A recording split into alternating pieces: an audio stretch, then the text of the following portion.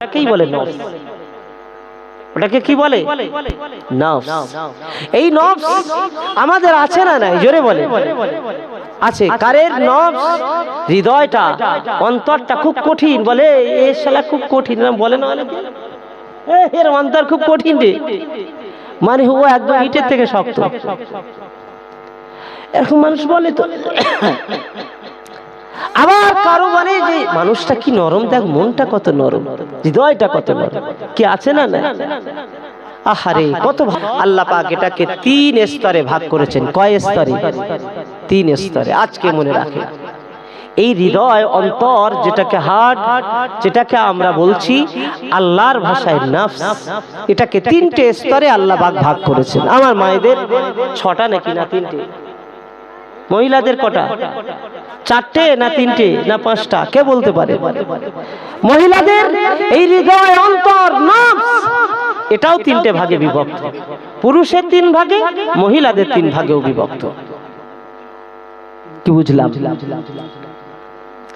প্রিয় আমার আব্বাজান ভাইরা আমার, 3 ভাগে যে বিভক্ত আমার আল্লাহ পাক করেছেন, প্রথম নম্বরে ভাগ একটি বিষয় যা খুবই মাথায় আমরা যদি রেখে দিতে পারি, আমাদের জীবনের কামিয়াবির জন্য এতটুকুই আলোচনা যদি আমরা আমাদের মনে স্থান দিতে পারি। অনেক আলোচনা আপনারা জীবনে অনেক শুনেছেন, অনেক কাহিনী, অনেক বিষয় আপনারা আপনাদের কানে শুনেছেন, কিন্তু আজকে আপনার হৃদয়, আপনার অন্তর, আপনার যেখানে লোভ লালসা যেখানে ইত্যাদি জন্মায়, যেটাকে নফস বলে, এই নফসকে আল্লাহ পাক 3 ভাগে ভাগ করে দিয়েছেন। বাবু ক ভাগে বলো আমার সাথে? 3 ভাগে। প্রথম একটি ভাগ হলো আমার আল্লাহ পাক কোরআনে বললেন, ইন্নান নাফসা লাআম্মারাতুম বিসসু ইল্লা মা রাহিমা রাব্বি। অনজল যুবকেরা, 3 ভাগের ভিতরে প্রথম স্তরের ভাগ হলো নফসে আম্মারা, যে নফসের নাম হলো নফসে আম্মারা। এই নফসে আম্মারার মূল কাজ কি, কি করতে চায়, এর চাহিদা কি, এর আসলে বৈশিষ্ট্য কি, এর আসলে বিষয়টা কি? নফসে আম্মারা আমার আপনার সকলের, আপনার স্ত্রী থেকে পৃথিবীর মাটিতে যত আপনার ছেলে মেয়ে থেকে শুরু করে সকলের রয়েছে এই নফসে আম্মারা স্তর। এই স্তর কি চায়, এর চাহিদা কি? মহান আল্লাহ পাক বললেন, এর চাহিদা হলো দুনিয়ার জমিনে তারা আনন্দ খাইশিয়াত, পৃথিবীর মাটিতে আল্লাহ থেকে দূরে রাখার জন্য, আল্লাহ থেকে যত দূরে থাকবে তত বেশি ও আনন্দিত হবে।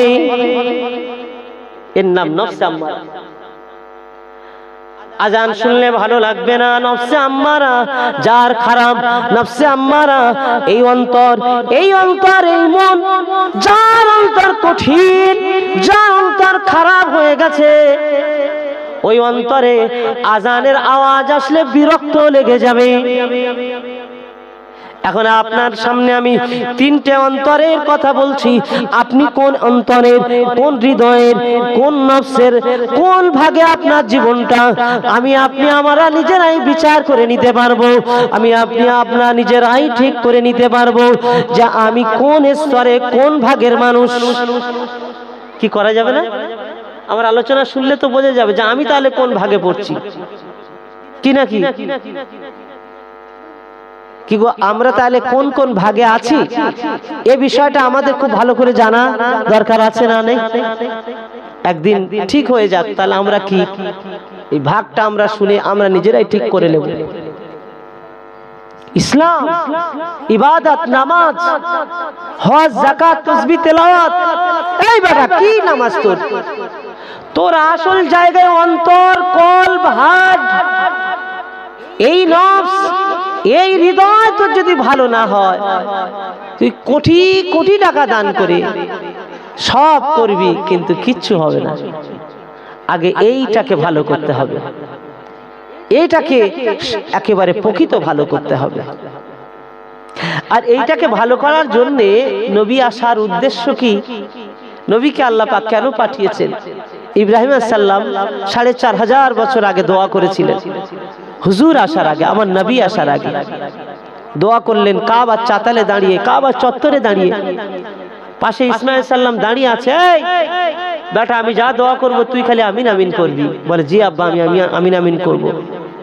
তো উনি দোয়া করছেন, আল্লাহ আমি কাবা তো সংস্কার করেছি, আপনি যা বলেছেন সব ইটগুলো সুন্দর করে গেঁথে গুঁতে 2 বাপ্পো লাইন করে দিয়েছি। বলে হ্যাঁ।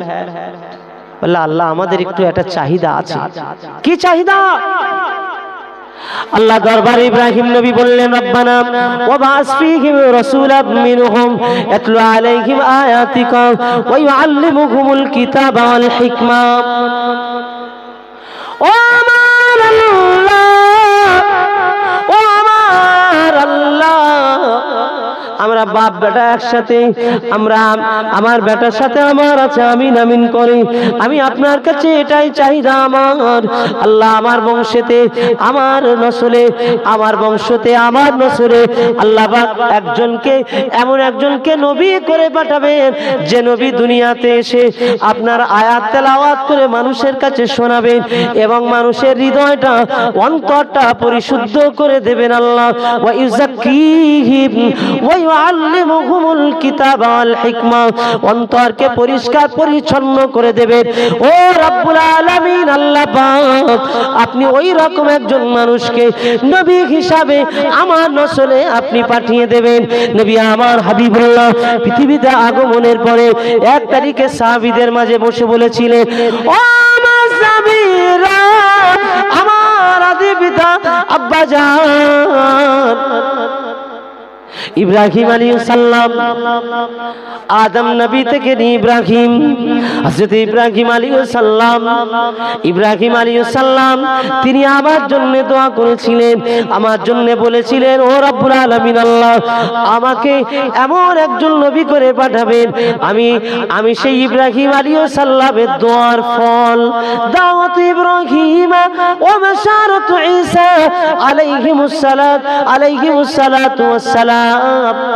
রব্বুল আলামিন ও আমার সাহাবীরা জেনে রাখো, আমার নবী ইব্রাহিম খলিলুল্লাহ তিনি জাতির জনক, জাতির পিতা ইব্রাহিম নবী, তিনি দোয়া করার বিনিময় আল্লাহ পাক আমাকে সেই নবী করে তার দোয়ার ফল হিসাবে পাঠিয়েছেন।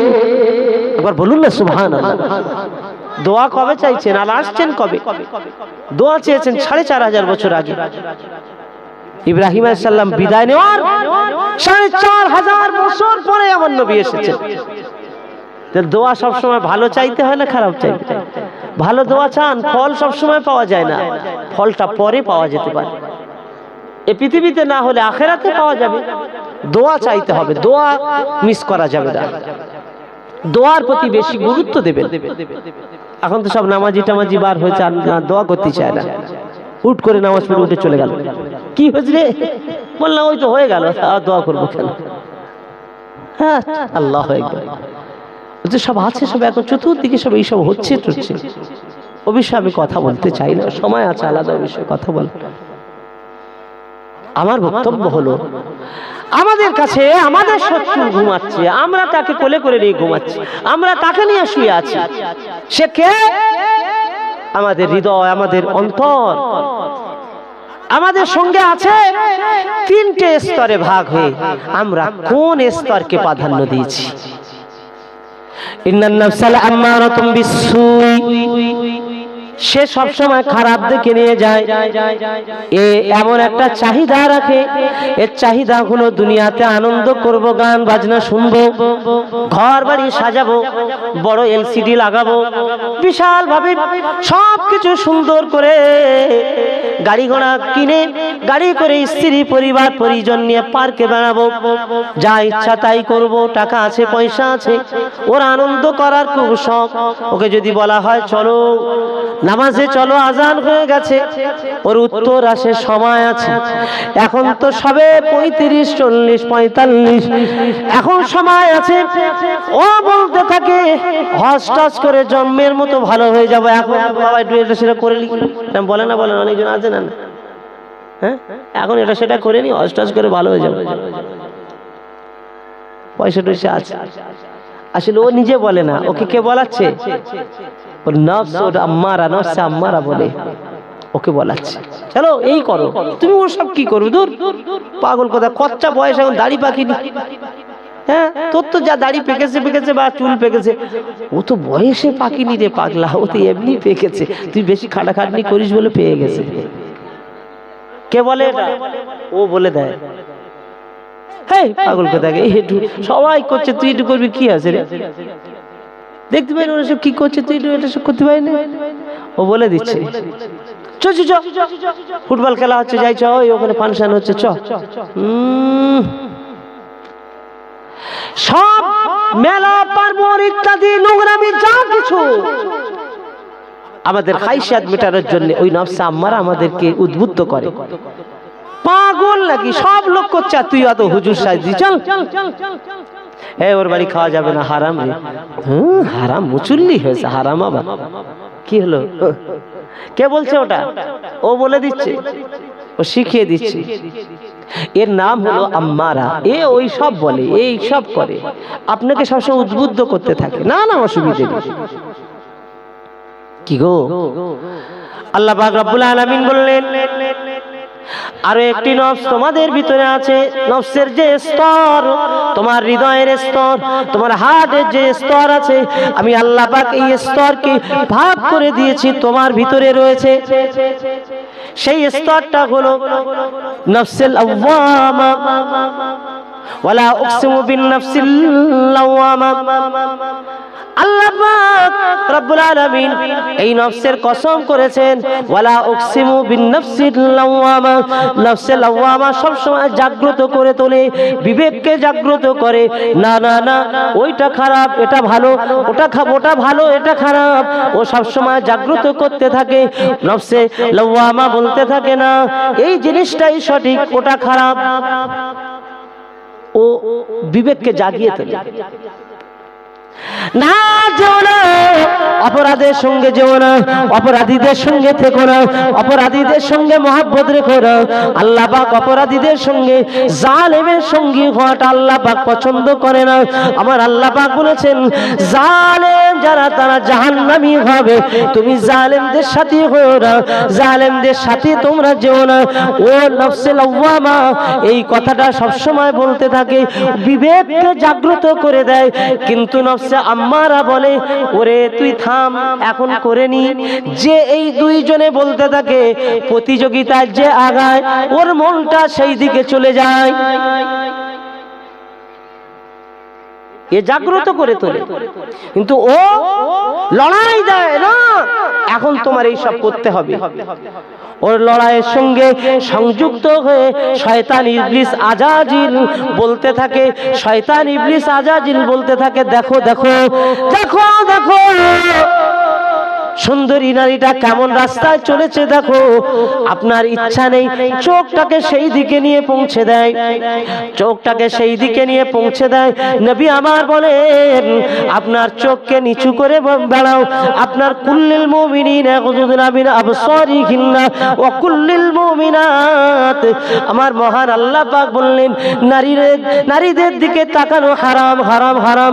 পর নারীদের দিকে তাকানো হারাম, পর পুরুষের দিকে, ও নারীরা তোমাদের জন্যও হারাম তাকানো। এটা কি বললেন আল্লাহ? হারাম বলে, হারাম। এই হারামটা সমাজে আর আছে বলে মনে হয়? তাহলে এটা জায়েজ হয়ে গেছে। যদি বলেন না সমাজে ও আগেকার জামানা ছিল, এখন সব জায়েজ টায়েজ, তাহলে আর আমার কি বলা? প্রিয় আমার মুসলমান ভাইরা আমার, সোনার মালিকেরা, আল্লাহর মাহবুব বান্দা বান্দিরা, আমি আপনাকে নিবেদন করব, ফিরে আসুন, চলে আসুন, আল্লাহর দিকে চলে আসুন। আমার আল্লাহ পাক রব্বুল আলামিন আমাদের শত্রু, আমাদের ভিতরে আমাদের যে বড় শত্রু রয়েছে, এই শত্রুর বিরোধিতা করা, এই শত্রুর মোকাবেলা করাটা নবী আমার পাক জবানে বললেন, দুনিয়ার জমিনে সব থেকে বড় জিহাদ, দুনিয়ার জমিনে সব থেকে বড় লড়াই, দুনিয়ার জমিনে সব থেকে বড় মোকাবেলা কি জানো?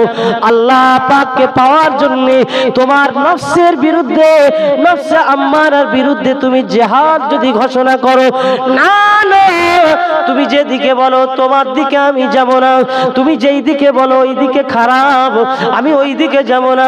যেদিকে আল্লাহ ওয়ালারা গিয়েছে, যেদিকে আল্লাহর মাহবুব বান্দারা গিয়েছেন, যেদিকে আল্লাহর ওলিরা গিয়েছেন, আমি সেই দিকে যাব।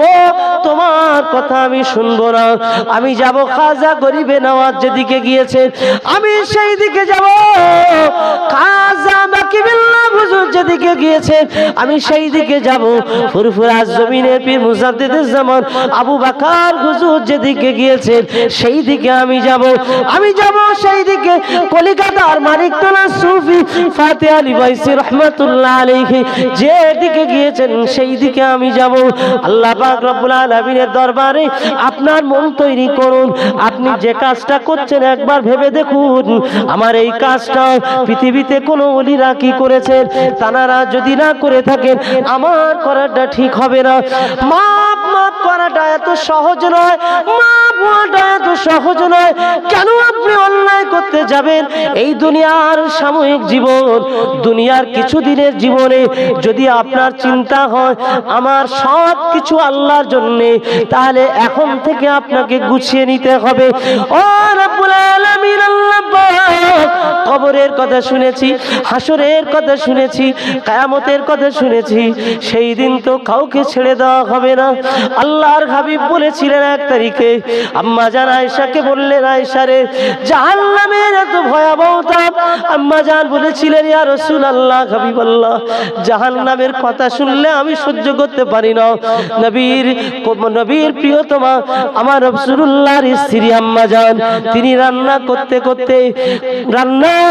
করতে চুলার আগুনে, তিনি চুলার আগুনটা দেখে চিৎকার করে কাঁদতে কাঁদতে অজ্ঞান হয়ে পড়েছেন। চুলার আগুনটা একটু হাতের উপরে পড়েছিল। আম্মা জানের দরবারে আমার রাসূলুল্লাহ ছুটে ছুটে গেলেন।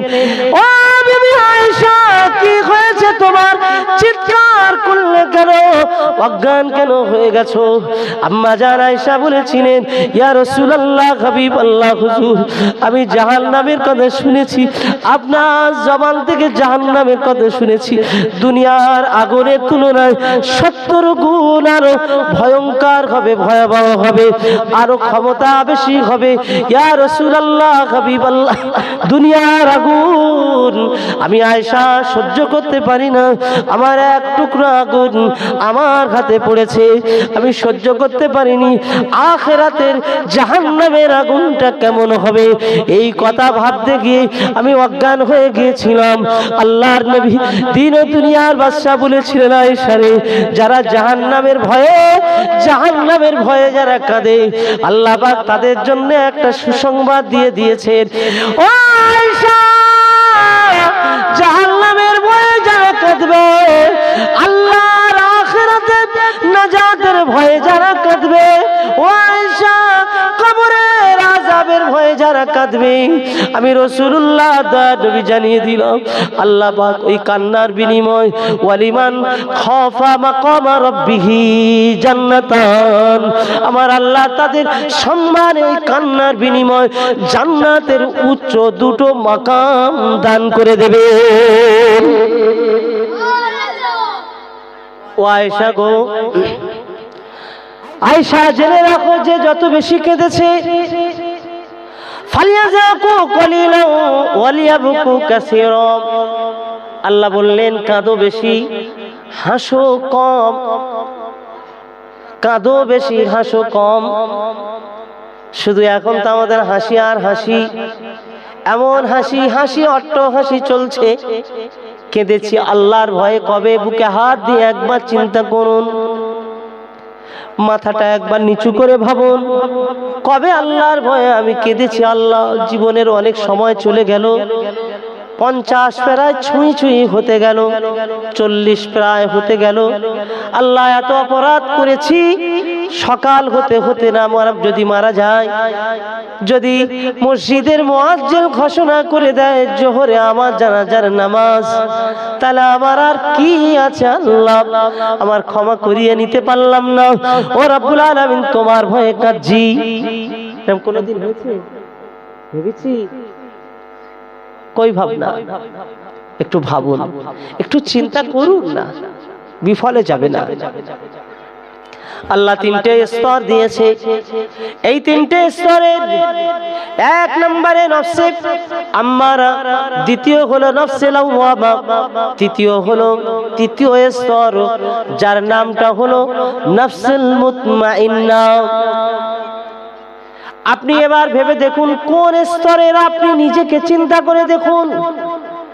দ্বিতীয় স্তর বলে তুই এ কাজে, খারাপ কাজে যাস না। প্রথম স্তরটা বলে না না চল, দিনদারিত্ব এখন অনেক সময় বাকি আছে। আর তৃতীয় স্তর বলে না না, ইন্নান নাফসা লাআম্মারাতুম বিসসু। তৃতীয় স্তর আল্লাহ পাকের দরবারে সে এমন একটা স্তর, আল্লাহ পাক রব্বুল আলামিন বললেন ইয়া আইয়ুহান নাফসুল মুতমাইন্না ইরজিই ইলা রাব্বিকি রাদিয়াতাম মারদিয়া ফাদখুলি ফি ইবাদি ওয়াদখুলি জান্নাতি। ওই স্তরের সে বলতে থাকে আল্লাহ দিনের পথে চলো। নফসে মুতমাইন্না যখন মাহফিলে এসে বসে যায়, ও বড় আনন্দ পেয়ে যায়, ও সেখান থেকে উঠতে চায় না, কোরআনের মাহফিলে যেতে চায়।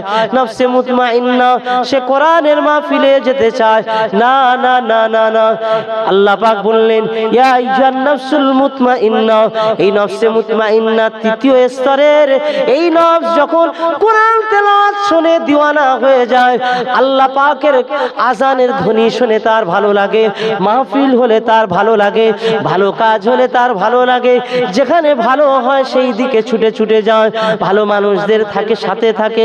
দুনিয়ায় অন্যায় কাজ হলে সহ্য করতে পারে না, অপরাধীদের কখনো বরদাস্ত করতে পারে না। পৃথিবীতে অপরাধ প্রতিষ্ঠিত হলে সে সহ্য করে না, কোন জালেমের সাথে সে থাকতে চায় না, সর্বদা সে আল্লাহ ওয়ালাদের সাথে থাকতে চায়। ওই নফসটা এমন একটা নফস, সে ইরজিই ইলা রাব্বিকি রাদিয়াতাম মারদিয়া, সে আল্লাহ পাকের রবের দিকে এগিয়ে যায়, আল্লাহর জান্নাতের দিকে চলে যায়। ফাদখুলি ফি ইবাদি ওয়াদখুলি জান্নাতি। সে বলতে থাকে আল্লাহর ইবাদত, আল্লাহর ইবাদতের বিনিময়ে জান্নাত, দুনিয়ায় কোনো কিছুর বিনিময় নয়। সে শুধু আল্লাহর ইবাদতে দিওয়ানা হয়ে যায়, আল্লাহর ইবাদতে পাগল হয়ে যায়। আমি যে আপনাদের কাছে তিনটে স্তর বললাম, ও মায়েরা আপনারা ভেবে দেখুন, আপনিও আমার আব্বাজান মুরব্বী যুবক ভাইরা, আপনিও ভেবে দেখুন কোন স্তরে আপনি দাঁড়িয়ে আছেন, প্রথম না একেবারে 3 নম্বরে? আমরা ভাবলে বুঝতে পারবো কি পাবো, কোন স্তরে আছে? আমাদের ভিতরে আমাদের দুশমন আগিয়ে গেছে। ওই দুশমন তো ওটাই চাইছিল আমাদেরকে যে আল্লাহ ভুলিয়ে দেব, সে সফল, আমরা সফল হতে পারিনি। সে আমাদের মন, আমাদের অন্তর, আমাদের নফস, তার লালসা, তার কামনা, তার চাহিদা সে সফল করছে। আমি আপনি নিজেকে সফল করতে পারিনি, ঠিক কিনা জোরে বলে? কি আমার কথা আপনাদের কাছে পরিষ্কার হচ্ছে না ভাই? আমরা খালি শুনে যাচ্ছি আবেগ ভরা কথাবার্তা। আবেগ ভরা কথাবার্তা শুনে কি লাভ?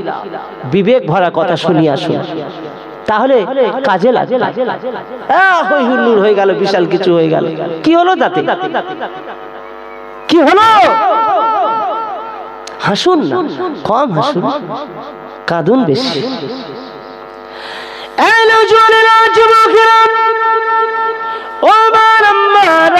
মনে রেখে দিন, নবী আমার দিন ও দুনিয়ার বাদশা হাবিবুল্লাহ, আল্লাহ পাক যাকে আখিরি জামানার নবী বানিয়েছে, আমরা বড় সৌভাগ্যবান। আমাদের নবীকে আমরা পেয়েছি, আমরা এমন নবীকে পেলাম, কিন্তু আমরা আমাদেরকে তৈরি করে নিতে পারলাম না। আমরা এমন নবীকে পেয়ে গেলাম যে নবী আমাদের জন্য সব কিছু রেখে গেলেন। আল্লাহ নবী সাহাবী হযরত আলী কাররামাল্লাহু ওয়াজহু, নবী সাহাবী হযরত আলী কাররামাল্লাহু ওয়াজহু নবীকে উঠে বলেছিলেন ইয়া রাসূলুল্লাহ, ইয়া হাবিবাল্লাহ হুজুর, আজকে আপনি বিশ্রাম করছিলেন আমার কোলেতে, আপনি আজকে বিশ্রাম করছিলেন আমার কোলেতে, কিন্তু আমার আসরের নামাজ এখনো পড়া হয়নি, এখনো আমার আসরের নামাজ পড়া হলো না, সন্ধ্যা হয়ে গেছে, মাগরিব হয়ে গেছে। ইয়া রাসূলুল্লাহ, হাবিবাল্লাহ, আমার কি নামাজ পড়া হবে না? আল্লাহ নবী, দিন ও দুনিয়ার বাদশা হাবিবুল্লাহ, আমার আপনার নবী হযরত আলীর দিকে তাকালেন। এই সময় সত্যি তো সময় আর নাই, আলীর আসরের নামাজ পড়া হয়নি। আল্লাহর হাবিব সূর্যের দিকে তাকালেন, এই সূর্য, আসরের সময় অতিক্রম হয়ে গেছে, আমার ঘুমের কারণে, আমি একটু বিশ্রামের কারণে আমার আলীর আসরের নামাজ পড়া হলো না। আমি রাসূলুল্লাহ, দিন ও দুনিয়ার বাদশা হাবিবুল্লাহ বলছে, এই সূর্য, এই মুহূর্তে আমার আলীর নামাজের জন্য তুমি উঁচু হয়ে ওঠো। এবার জোরে হবে না? সূর্য মুহূর্তের ভিতরে উপরের দিকে উঠে গেল, পশ্চিম আকাশে উদিত হয়ে গেল। আমার নবী সাহাবী হযরত আলী হুজুর নামাজ পড়ে নিলেন। আমরা কোন নবীকে পেলাম? যে নবীকে আমরা পেলাম সেই নবী আমার হাবিবুল্লাহকে আমরা চিনলাম না। অন্য ধর্মের বেদিন বেঈমান চিনে গেল, মুসলমান তুমি চিনলে না। নবীর আদর্শ তোমার ভিতরে থাকলে পৃথিবীর শ্রেষ্ঠ সম্মানী আল্লাহ তোমাকে বানিয়ে দেবে। নবীর যদি ভালোবাসা থাকে, সব থেকে সেরা বানিয়ে দেবে তোমার। বুঝলে না মুসলমান? আমার নবীর গোলাম হয়ে যাও, মুস্তাফার গোলাম হয়ে যাও। নবীকে চিনতে পারলাম না, আমার হাবিবকে আমরা চিনতে পারলাম না। হাবিব আমার মক্কার জমিনে বেদিন বেঈমানেরা আমার হাবিবকে চিনে ঈমানের কলেমা পড়েছে। আল্লাহর হাবিবের উপরে এত অত্যাচার জুলুম, আমার নবীর উপরে এত অত্যাচার জুলুম অবিচার হয়েছিল, যা বলার অপেক্ষা রাখে না। সবাই তো আমরা জানি, তথাপিও আমার নবীর কি কঠিন, কি অত্যাচার, কি জুলুম, যে রাসূলুল্লাহ হাবিবুল্লাহর উপরে জুলুমের পরে জুলুম। আবু জাহাল 1 তারিখে আমার নবী আমার রাসূলুল্লাহর বিরুদ্ধে ষড়যন্ত্র করলো, হাবিবকে মেরে দেবে। না না না না, মারার ক্ষমতা একমাত্র আমার আল্লাহর হাতে। কিন্তু আবু জাহেল, উতবা, সাইবা, আবু লাহাব, যারা ষড়যন্ত্র করেছিল হুজুরকে, এত ষড়যন্ত্র আমার নবীকে পরীক্ষা নিল, আমার রাসূলুল্লাহকে পরীক্ষা নিয়ে বলেছিল, মুহাম্মদ, এই যে আমাদের হাতে খেজুর আছে, আমাদের হাতে এই খেজুরের দানা আছে, এই খেজুর গাছ, খেজুরের ফল আমাদের কাছে আছে, খেজুর আছে, এটাকে পুঁতে দেওয়ার পরে যদি মুহূর্তের ভিতরে গাছ হয় তাহলে আমরা নবী বলে মেনে নেব। হাবিব আমার ওটাকে হাতে করে নিয়ে পুঁতে দিলেন, কিন্তু খেজুরের ভিতরে কোনো দানা ছিল না। আমার আল্লাহ পাক রব্বুল আলামিন এক মুহূর্তে আমার হাবিবের ছোঁয়াতে খেজুর গাছটা বানিয়ে দিলেন। সবাই অবাক হয়ে গেল, দানা নাই, খেজুরের খোসাটা দেওয়া হলো আর তাতেই গাছ হয়ে গেল। পরীক্ষা কম হয়েছে? হাবিবুল্লাহকে পরীক্ষা করে নেওয়ার জন্য মিনা ময়দানে লাখো লাখো মানুষ একত্রিত করেছে। আবু জেহেল বলল, এই মিনা ময়দানে দাঁড়িয়ে আজকে প্রমাণ দিতে হবে সত্যিকারের নবী হলে আসমানের চাঁদটা 2 টুকরো করে দিতে হবে। হয়তো এখন আমরা অনেকেই মানতে চাইবো কিনা, তবে মানা ফরজ। কোরআনে আল্লাহ পাক বলেছেন, ইকতারাবাতিস সাআতু শাক্কাল কমর। আমার হাবিব দয়াল নবী, বিশ্ব নবী, আল্লাহ পাক রব্বুল আলামিন তাকে হাবিব বানিয়েছেন। চিনে নিল মক্কার কুফারেরা। তারা ডাকলেন আমার নবী পাককে, ডেকে বলল, আসমানের চাঁদটা 2 টুকরো করে দাও, পূর্ণিমার চাঁদ। রাসূল আমার দাঁড়িয়ে সিজদায় পড়ে গেলেন, ও রব্বুল আলামিন, আল্লাহ পাক আসমানের চাঁদ 2 টুকরো করার কথা বলে, আল্লাহ আসমানে চাঁদ আছে, আল্লাহ আপনি না চাইলে 2 টুকরো হবে না। জিবরিল আমিনকে পাঠিয়ে দিলেন, যাও আমার হাবিবের দরবারে চলে যাও। আমার হাবিবকে বলেছে চাঁদ 2টো করতে হবে। আমার হাবিবকে বলে দাও, আমার রাসূলকে জানিয়ে দাও, আমার হাবিবুল্লাহকে বলো এই মুহূর্তে আমার হাবিব যেটাই চাইবেন চাঁদ 2 টুকরোর জায়গায় আমার হাবিব যদি বলেন 10 টুকরো হয়ে যাবে, এক মুহূর্তে চাঁদ 4 টুকরো হয়ে যাবে। জিবরাইল আমিন আসলেন, ইয়া রাসূলুল্লাহ, ইয়া হাবিবাল্লাহ, আর আপনি কাঁদবেন না, মাথা উঁচু করুন, চিন্তা নাই, আপনি বলুন চাঁদের দিকে আপনি আঙ্গুলের ইশারা করুন। আল্লাহর হাবিব শাহাদাত আঙ্গুলের ইশারা করে বললেন, চাঁদ তুই দুটুকরো হয়ে যা, মাঝখান থেকে আলাদা হয়ে যা। আমার নবী পাকের সামনে লক্ষ লক্ষ জনতার সামনে চাঁদটা দুটুকরো হয়ে একটা পাহাড়ের দিকে আর একটা ওদিকে চলে গেল। হুজুর আমার ওই সময় বলেছিলেন, সাদ্দাক্তা, তোমরা সকলেই সাক্ষী দাও, আমি রাসূলুল্লাহ, আমি মুহাম্মদ, আমি সাল্লাল্লাহু আলাইহি ওয়াসাল্লাম, আমি আল্লাহর সত্য নবী। কিন্তু কপাল ফাটা আবু জাহল, কপালে যার হেদায়েত নাই, কপালে বললে যার হেদায়েত নাই, ও বেটা কোনদিন হেদায়েত পাবে না, ও কোনদিন হেদায়েত পাবে না। হেদায়েত কার হাতে? আল্লাহর হাতে হেদায়েত। হেদায়েতের বাণী শোনার পরে যদি আপনি হেদায়েতের পথের দিকে আগিয়ে না আসেন, হেদায়েত আপনার কপালে আর জুটবে না, আপনাকেই আগাতে হবে। আল্লাহ পাক সে বিষয়ে কোরআনে জানিয়ে দিয়েছে। আবু জেহেল ওই সময় বলল, না আই তোমরা ঈমান এনো না, মুহাম্মদ মিথ্যাবাদী, সে জাদুকর। এই যে চাঁদ দেখছো দুটুকরো হয়ে গেছে, এটা জাদুর প্রভাব। কি বদমাইশ, আসমানে জাদু হয়, কিন্তু মানবে না, হতভাগা মানবে না। হুজুর বললেন, কে বলেছে জাদু না? আমি মুহাম্মদ, আল্লাহ আমাকে নবী বানিয়েছেন, কি প্রমাণ আনতে চাও? আবু জেহেল বলল, হ্যাঁ প্রমাণ দরকার। সত্যিকারে যদি জাদু না হয়, আরবে এই সময় এখানে আসমানে চাঁদ উঠেছে, বহু দেশে তো চাঁদ দেখা যায়, তারা যদি আমাদেরকে সাক্ষী দেয় তাহলে আমরা বিশ্বাস করব, এটা জাদু নয়। নবী আবার বললেন, ঠিক আছে, তারা সাক্ষী দিতে আসবে। আল্লাহর হাবিবের কথা সাক্ষী দিতে আসবেন, কবে আসবেন, কখন আসবেন সেটা আল্লাহ ভালো জানেন। সময় হলে সাক্ষী দিতে যাবে। একটা তারিখে দেখতে পাওয়া গেল বাদশাহ এই ভারতবর্ষ থেকে শ্রীলঙ্কার একটা কোনো জায়গা, যেটা ভারতবর্ষের অংশ ছিল, শ্রীলঙ্কা, সেই সময় রাজা ভোজপাল বলে যার নাম ছিল, পদ্মাবতী তার স্ত্রীর নাম। আল্লাহ পাক রব্বুল আলামিন তাদের নজরে পদ্মাবতী আর ভোজপালকে দেখিয়ে দিয়েছে আসমানে চাঁদ দুটুকরো ছাদের উপরে বসে বসে গরমের সময় বসে গল্প করে। স্বামী স্ত্রী দেখে অবাক হয়ে ভয়তে কাঁপুনি শুরু হয়ে গেল।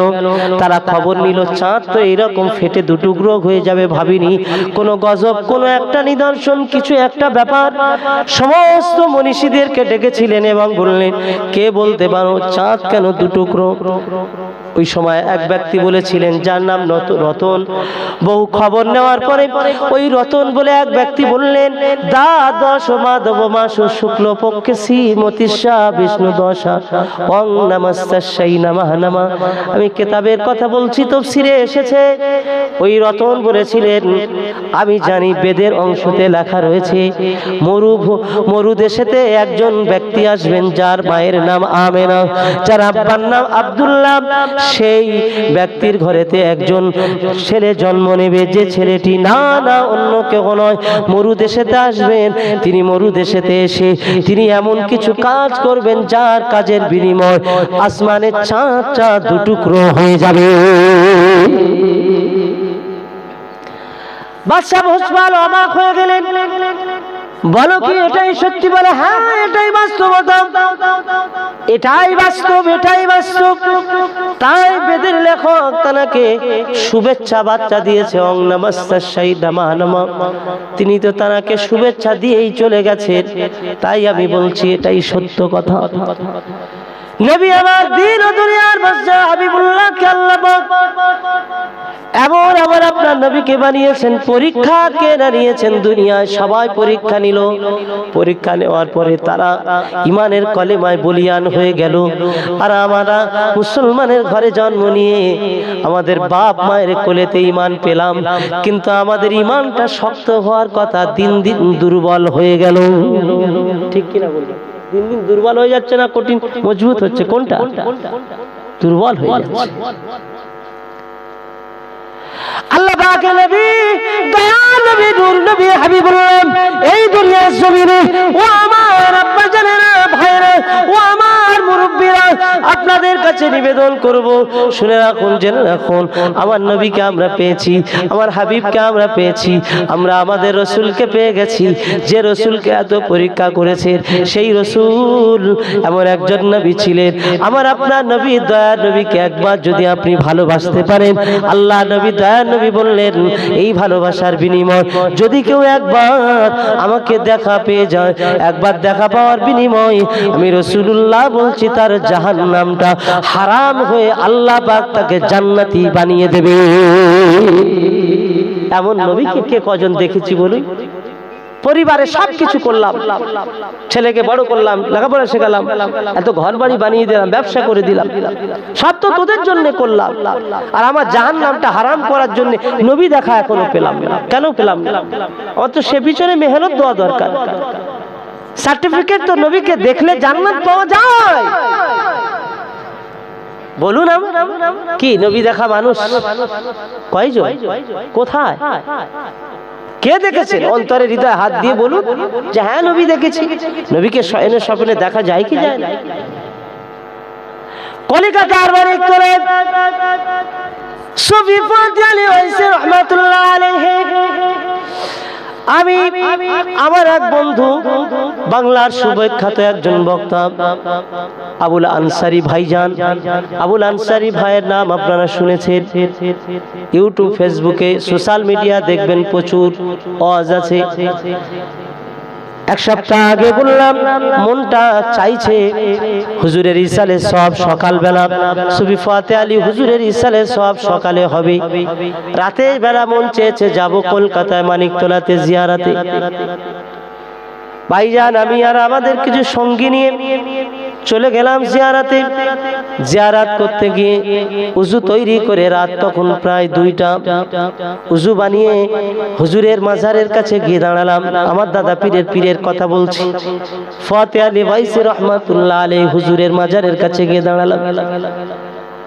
ওই গভীর রাতে লোকজন শুনল আলো জ্বলছে চতুর্দিকে। আমরা কয়জন নিজেদের ভিতরে আলোচনা হলো, নিজেদের মতো করে জিয়ারত করো, সবাই সবার মতো চাও। হুজুরের দরবারে এসে চেয়ে পাওয়া যায়নি, এটা কোনোদিনও হয়নি।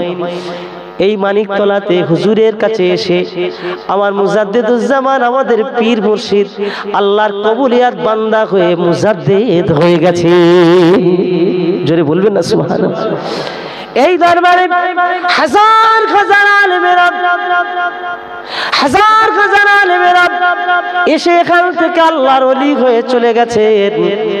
যেখানে এসে নবী দেখা হয়েছে, আমরা আজও এসেছি, কেন আমরা পাবো না? আমি আল্লাহকে সাক্ষী রেখে বলছি, ভোর রাতে হুজুরের মাজারের কাছে সবাই সবার মতো দাঁড়ালেন। আমি মাজারে প্রবেশ করার যে দরজা, দরজার কাছে গেলাম, এমন একটা যেন সুগন্ধি নাকে আসলো। ওই সুগন্ধি দেখে নাকে পাওয়ার পরে ভাবলাম হয়তো কোনো সুগন্ধি লাগানো আছে। আবার পিছিয়ে আসলাম, আবার এদিক ওদিক, আবার একটু আগিয়ে গেলাম, দেখলাম সুগন্ধির বিষয়টা কি। আমি অনেকক্ষণ ধরে তদন্ত করলাম, মনের ভিতরে একবার জাগলো, মনে হয় সুগন্ধি লাগানো আছে। ভালো করে সব জায়গায় দেখলাম, দেখার পরে দেখছি সেখানে আর কোনো সুগন্ধি নাই। মনটা বড় খারাপ হয়ে গেল। আল্লাহকে সাক্ষী রেখে বলছি, মনটা বড় খারাপ হয়ে গেল। সুগন্ধি পেতে পেতে কেন সুগন্ধি পাচ্ছি না। আবার একটু পিছিয়ে চলে এলাম, আবার দরজার কাছে বিনয়ের সাথে গিয়ে নামাজি হালতের মতো গিয়ে বসলাম। আল্লাহর কাছে বললাম, আল্লাহ যদি তোমার জান্নাতের মানুষের সুগন্ধি হয়, তোমার জান্নাতি সুগন্ধি হয়, তাহলে কেন আমি পাবো না? আবার এই কথা না বলতে বলতে, দোয়া করতে করতে আবার দেখলাম জান্নাতি সুগন্ধি নাকে এসে গেছে। প্রিয় ভাই, আবার এই মানুষের কথা কেন বলছি? যে মানুষের কাছে গিয়ে আমার মুজাদ্দিদুজ্জামান বাংলাকে আলোকিত করেছেন, এই বাংলাদেশ অখণ্ড বাংলাকে আলোকিত করেছেন আমার মুজাদ্দিদুজ্জামান। কেউ ছিল না এই বাংলাতে, তিনি সংস্কার হিসাবে কাজ করলেন, আল্লাহ পাকের দরবারে কবুলিয়াত বান্দা হলেন। ওই কলকাতার মানিকতলাতে ফাতে আলী হুজুর এমন একজন মানুষ, তিনি 1 তারিখে বসে বসে আল্লাহর কাছে বলছেন, আল্লাহ আপনার হাবিবকে কি আমি ভালোবাসি না? আপনার হাবিবকে কি আমি দেখতে পাবো না? ইয়া রাসূলুল্লাহ, হাবিব আল্লাহ, মদিনা থেকে কি আমার কথা শুনতে পান না? আপনাকে কি আমি দেখতে পাবো না? যদি আপনার দেখতে না পাই আমি আর বাঁচতে আমি চাই না। আমার জীবন রেখে আমি কি করব? আমি ফাতে আলী, আমার জীবন রেখে আমি কি করব? আপনার দিদার আমি পেতে চাই। বারবার কান্না শুরু করে দিয়েছে। এমন একটা মুহূর্তে কান্না করতে করতে বলছে, ইয়া রাসূলুল্লাহ, হাবিবাল্লাহ, আপনার দিদার যদি না পাই, সত্যিকারে আমার বাঁচার আর কোনো মূল্য নাই, আমি জীবন দিতে তৈরি। এই মুহূর্তে দেখতে পাওয়া গেল আখিরি জামানার নবী, নূর নবী, হাবিবুল্লাহ, আল্লাহ পাকের নবী, দয়ার নবী, আমার আপনার নবী কলিকাতার মানিকতলাতে হুজুরের সামনে হাজির হয়ে গেছে। জোরে বলতে পারলেন না সুবহানাল্লাহ? হুজুর বলেছিলেন, ও বাবা, আজ কলিকাতার মানিকতলাতে তুমি আমাকে দেখো, ও আমার ভালোবাসার মানুষ, আমি সবসময় তোমাকে এমনই দেখতে দেখা দেওয়া না না না না, বছরে একবার তোমার দিদারে আল্লাহর মাহবুব বান্দা কান্না করা শুরু করেছেন, ইয়া রাসূলুল্লাহ, ইয়া হাবিবাল্লাহ, না বললেন মাসে মাসে একবার তুমি আমার দিদার পেয়ে যাবে। হুজুর আমার বলেছিলেন, ফাতে আলী ভাইসি রহমাতুল্লাহ আলাইহি বলেছিলেন, না না না না, আমি রাজি নয়। আল্লাহর হাবিব বললেন, সপ্তাহে একদিন যদি আমার দিদার তুমি পেতে চাও, বললেন না, তাও আমি রাজি নয়। হুজুর আমার বললেন, তাহলে দিনে একবার যদি তোমার দিদার নসিবে হয়। আল্লাহর হাবিবের দিদারের জন্য দিনে একবার কলিকাতার মানিকতলা হুজুর বলছেন, না ইয়া রাসূলুল্লাহ, এই ভালোবাসা সেই ভালোবাসা নয়, আমি আপনাকে আমার অন্তর থেকে ভালোবাসি। ইয়া রাসূলুল্লাহ, এই ভালোবাসা তো সেই ভালোবাসা নয়। হুজুর বললেন, কি চাও তুমি বলো? বলে, ইয়া রাসূলুল্লাহ, হাবিবাল্লাহ, আমি চাই আমার যখন মনে উঠবে যেন আপনার দিদার পেয়ে যায়। জোরে হবে না সুবহানাল্লাহ? আমার যখন মনে উঠবে আপনার দিদার যেন আমি পেয়ে যাই। আল্লাহর হাবিব বললেন, ও মানিকতলায় আজ আমার বন্ধু তুমি, ও কলিকাতার মানিকতলাতে বসে থাকা নওমানের রাসূল ফাতে আলীকে লক্ষ্য করে বললেন, আমি রাসূলুল্লাহ, তুমি যখন আমার ইচ্ছা করবে, আমি হাবিবুল্লাহ বললাম, তখন তুমি আমাকে দেখতে পেয়ে যাবে। তাই ফাতে আলী হুজুরকে নওমানের রাসূল বলা হয়, রসুলে নওমা বলা হয়। যখন খুশি নবীকে তিনি দেখতে পেতেন।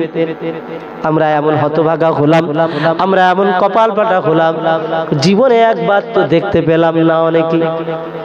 কি ঠিক কিনা বলে? কি করলাম জীবন, কি হলো আমাদের জীবনে? বাবা বার বলে, এখন আমি আপনাকে না না বোঝাতে চাইছি, আল্লাহর দিকে চলে আসুন, আল্লাহকে পাওয়ার জন্য নিজেকে সুপে দিন, যুদ্ধ করুন, লড়াই করুন। এই নফসে আম্মারার সঙ্গে যে আমাদের বড় শত্রু, যে সর্বদা বলে এখন সময় আছে, এখন তোমার বয়স হয়নি, সময় আছে, তার সঙ্গে আপনি লড়াই করুন। এই যুদ্ধটা আমাদের কাছে বড় যুদ্ধ। ছেলে মেয়েকে আপনাকে আবেগী করে তুলবে, আব্বা এটা দিতে হবে, ওটা দিতে হবে, স্ত্রী এটা বলবে, সেটা বলবে, কিন্তু আল্লাহর জন্য যদি না হয় সেটা করবেন না। আপনি স্ত্রীর কথা শুনবেন না, ছেলের কথা শুনবেন না। তখন আপনি শুনুন, যে কাজ আল্লাহর জন্য হয় সেই কাজগুলো আপনি করুন। আল্লাহ নবী দিন ও দুনিয়ার বাদশা বললেন, তোমার রাস্তাটা যদি আল্লাহর জন্য হয়, আমার আল্লাহ পাক তোমার হয়ে যাবে। একবার মহব্বতে দরুদ শরীফ আল্লাহুম্মা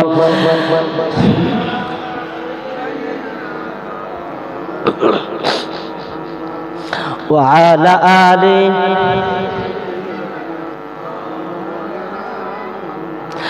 محمد بشر ليس كالبشر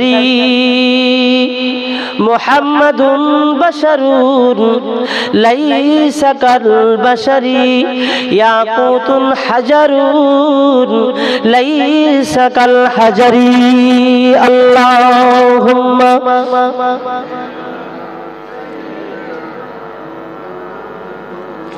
وعلى آل سيدنا حلیمہ تجھے اور کیا چاہیے تیرے گھر پہ خدا کا حبیب آ گئے اللہم صلی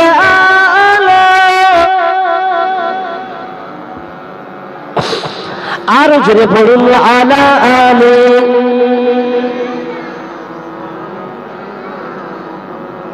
প্রিয় আমার আব্বাজান ভাইরা আমাদের চিনে নিতে হবে আমি ঠিক পথে আছি আমার দুশমন আমার ভিতরে আছে সে আমাকে জাহান্নামের দিকে নিয়ে যাচ্ছে এটা তো তার সাথে আমার লড়াইয়ের শক্তি তৈরি করতে হবে শক্তি অর্জন করতে হবে ওর তো শক্তি বেড়ে গেছে আমি আর পাচ্ছি না আমি কিভাবে ওর থেকে বাঁচবো আমার মন আমার হৃদয় আমার যে নফস আমি ওর সঙ্গে তো পাচ্ছি না আমি কি করব কি রাস্তা আমি আপনাদের কি রাস্তাটা বলবো রাস্তা জানার দরকার আছে না বলে দিলাম তো একটা পথ কিন্তু রাস্তাটা না জানলে আপনি সোজা হবেন কিভাবে আসবেন কিভাবে রাস্তাটা একদিন না মুসা আলাইহিস সালাম ফেরাউনকে বলেছিল জানেন এ মুসা এ ফেরাউন তোর আল্লাহ তিনটে সুযোগ দিয়েছে কটা তিনটে সুযোগ দিয়েছে তুই একটা কাজ কর না বলে কি তুই তো আনা রাব্বুকুমুল আলা বলতিস কিন্তু তিনটে সুযোগ দিয়েছে তুই আল্লাহ বলা ছাড় আল্লাহ তাহলে তোর কিয়ামত পর্যন্ত বাঁচাবে দ্বিতীয় আরেকটা কাজ করবে আল্লাহ তোর রাজত্বও কিয়ামত পর্যন্ত রেখে দেবে তৃতীয় নম্বরে তোর অসুখ বিসুখ আল্লাহ দেবে না ও বলে বেশ তো ভালো তাহলে কি করতে হবে বলে তুই আল্লাহ না বলে আমার আল্লাহকে আল্লাহ বল ফেরাউন বলছে বেশ ভালো সেই যখন বাঁচা যাবে আর এই রাজত্ব যখন পাওয়া যাবে আমার অসুখ বিসুখ হবে না তাহলে ভালো প্রস্তাব আল্লাহকেই আল্লাহ বলে নেবো বলে হ্যাঁ তো এখনই তুমি কলেমা পড়ে নাও ফেরাউনের কাছে মুসা নবী তো দীর্ঘদিন একই বাণী নিয়ে গেছে কলেমা পড়ো মুসা কে আমি মুসা আল্লাহ আমাকে নবী বানি ফেরাউন মানে এবারে শেষ সুযোগ মেনে নাও বলে হ্যাঁ মেনে নেবো কোনো অসুবিধা নেই আর যখন অসুবিধা নেই তবে আমি একটু বাড়ি গিয়ে আমাদের গিন্নি টিনি জিজ্ঞেস করে দেখি বলে তাম পৃথিবীর যা বন্ধু আছে জিজ্ঞেস করে নাও কিন্তু একটা বন্ধু তুই জিজ্ঞেস করিস নি ফেরাউন তোর যে বন্ধু আছে না কাছের বন্ধু হামান ওরে জিজ্ঞেস করিস নি ও ছাড়া সকলে জিজ্ঞেস করে লাও বলে না তাহলে আমি ওর কাছে কিছু বলবো না আমাদের বাড়ি যারা আছে তাদের সব বলবো আমি কার কাহিনী বলছি ফেরাউন